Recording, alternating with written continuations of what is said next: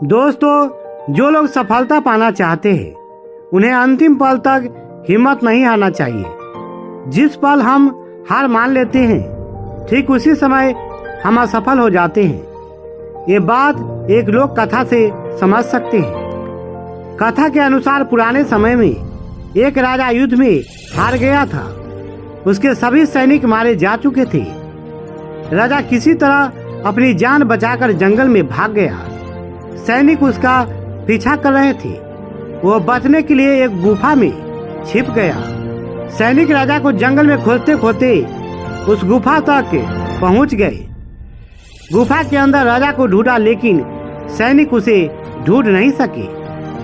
बाहर आकर सैनिक ने बड़े बड़े पत्थरों से गुफा बंद कर दी। गुफा बहुत गहरी थी। अंदर की ओर राजा छिपा हुआ था।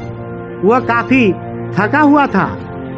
भूख प्यास की वजह से बेहाल हो रहा था। उसके शरीर में ताकत भी नहीं बची थी। शत्रु सैनिक गुफा बंद करके वहां से चले गए तो राजा अंदर बैठा बैठा सोच रहा था कि अब तो उसका जीवन खत्म हो जाएगा।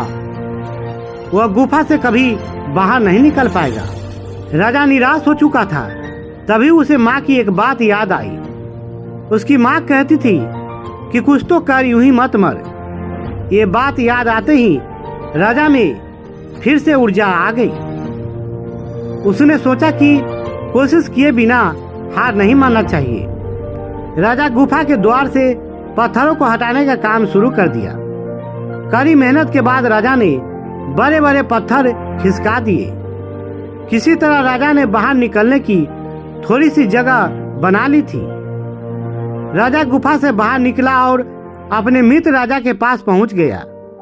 मित्र राजाओं की मदद से उसने शत्रुओं को पराजित कर दिया और अपना राज्य वापस प्राप्त कर लिया। दोस्तों, इस कथा से यही सीख मिलती है कि हमें सफलता मिलने तक हार नहीं मानना चाहिए। जिस पल हम हार मान लेते हैं उसी समय असफल हो जाते हैं। इसलिए जब तक शरीर में सांस है तब तक हमें कोशिश नहीं छोड़ना चाहिए, क्योंकि कोशिश करने वालों की कभी हार नहीं होती है।